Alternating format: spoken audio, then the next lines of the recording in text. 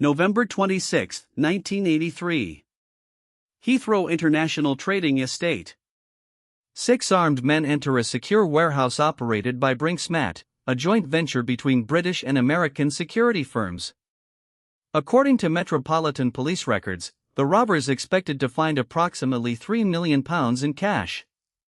What they discovered instead would become one of the largest robberies in British history: nearly 3 tons of gold bullion, diamonds, and cash worth £26 million, equivalent to roughly $390 million today based on current gold prices. The Brinks facility at Heathrow served as a high-security storage point for valuables in transit. On that Saturday morning, the warehouse held more than its usual inventory.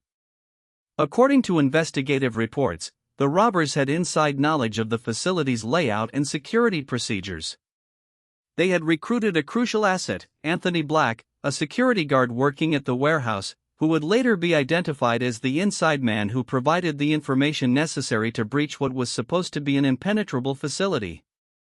According to court testimony presented during subsequent trials, the 6 armed robbers gained entry to the warehouse shortly after 6:30 a.m. Black, the security guard, facilitated their access. The robbers overpowered the remaining staff, reportedly dousing some in petrol and threatening to set them alight if they did not cooperate. The terrified employees revealed the combination to the vault. What happened next would transform a planned cash robbery into something far more complicated and dangerous. When the vault doors opened, the robbers encountered a sight they hadn't anticipated. Metropolitan Police reports document the staggering haul: 6,800 gold bars, diamonds, and cash. The gold alone weighed nearly 3 tons. This wasn't the £3 million in cash they'd planned for, it was £26 million worth of precious metals and stones. The discovery immediately complicated everything. Gold bullion cannot simply be spent. It must be moved, hidden, melted down, and laundered through complex criminal networks. 3 tons of gold presents a logistical nightmare. According to investigative journalism by Metro and the BBC, the robbers had planned for a quick cash grab. Instead, they faced hours of loading impossibly heavy bars into vehicles. The sheer weight required multiple trips and larger transport. Every minute at the scene increased their risk of discovery. Yet they persisted, understanding the unprecedented value of what they'd found. By mid-morning, the warehouse was empty, and the robbers had vanished into London's sprawl. When warehouse staff were discovered bound and terrified, Britain's largest robbery investigation was launched. The Metropolitan Police immediately understood the scale of what had occurred. According to BBC Historical Crime Archives, this was unprecedented, not just in value, but in complexity. The stolen gold was registered, traceable, and internationally monitored. Moving it would require a sophisticated criminal infrastructure. Detectives knew that solving this case meant following the gold, which would inevitably surface as criminals attempted to convert it into usable currency. Investigators quickly focused on how the robbers had such detailed knowledge of the facility. According to court records, Anthony Black, the security guard, cracked under interrogation within days. He confessed to providing crucial information to the robbery team, including security procedures, shift schedules, and vault locations. Black had familial connections to one of the robbers. His cooperation with the gang had made the impossible heist possible. He was subsequently sentenced to 6 years in prison for his role in the conspiracy. The robbers now faced their greatest challenge: converting 3 tons of traceable gold into usable money. According to investigative reports from the Daily Star and international crime analysts, the gold needed to be melted down, mixed with legitimate metal, and reintroduced into the market through seemingly legal channels. This required connections to professional money launderers, corrupt gold dealers, and international financial networks. The criminals would soon turn to one of Britain's most notorious underworld figures to solve this problem. Kenneth Noye emerged as the key figure in the laundering operation. According to Metropolitan Police files and BBC crime documentaries, Noye was a well-connected crime boss with access to gold refining facilities in international markets. He began the process of melting down the Brinks gold, mixing it with legitimate bullion, and selling it through established dealers. The Daily Star later reported that experts believe any gold jewelry sold in Britain since 1984 likely contains traces of the Brinks mat haul, a testament to how thoroughly the stolen gold was integrated into the legal economy. As police traced the gold's movements, Kenneth Noy became a prime target. According to court testimony and BBC historical reports, detectives placed Noy under intensive surveillance. Officers monitored his property, tracked his movements, and documented his connections to the stolen bullion. The surveillance operation represented one of the largest deployments of police resources in British criminal history. Investigators knew they were close to cracking open the entire network. But the operation would soon take a tragic and deadly turn. On the night of January 26, 1985, Detective Constable John Fordham was conducting surveillance at Kenneth Noy's property in Kent. According to court records and The Guardian's coverage of the trial, Noy discovered Fordham in his garden. A violent confrontation ensued. Noy stabbed DC Fordham multiple times, killing him. The officer's death shocked Britain and intensified the investigation. Noy was arrested and charged with murder, but in a controversial verdict, he was acquitted in 1985 after successfully arguing self-defense, claiming he believed Fordham was a burglar.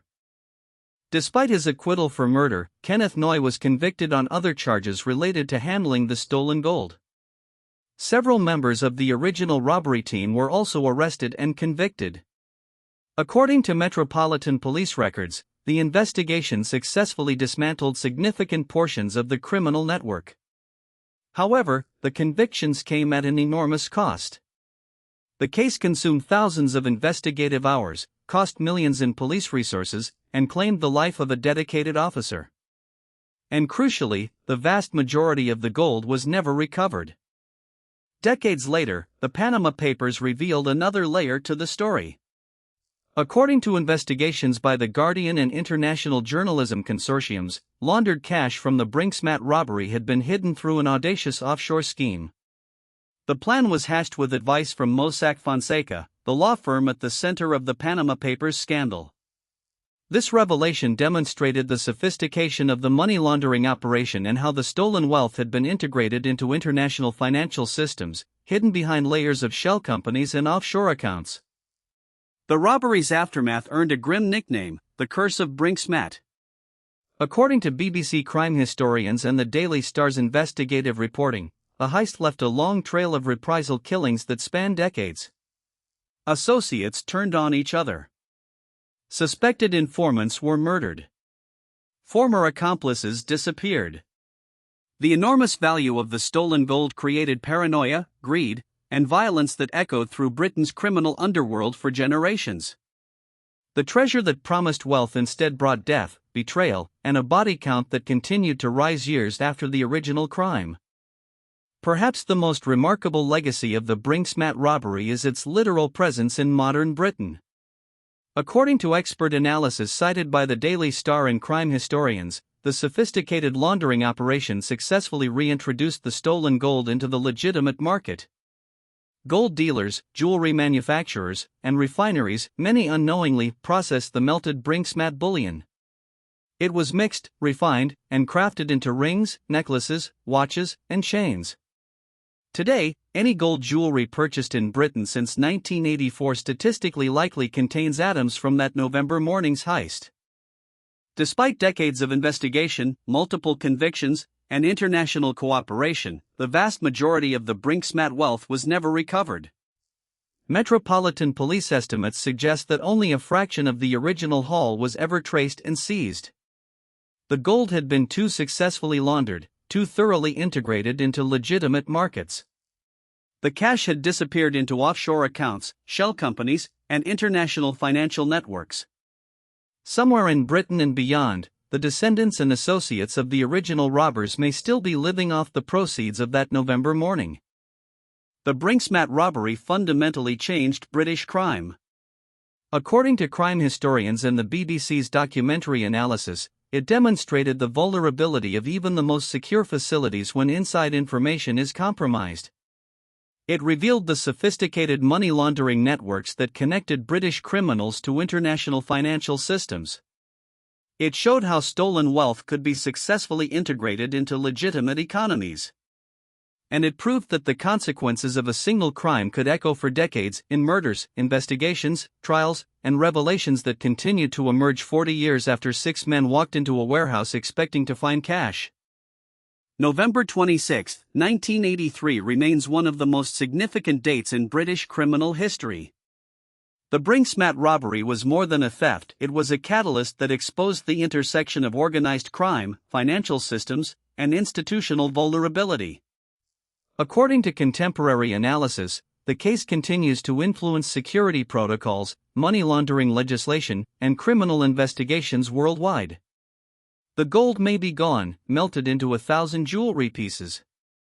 The criminals may be dead, imprisoned, or living in anonymous comfort.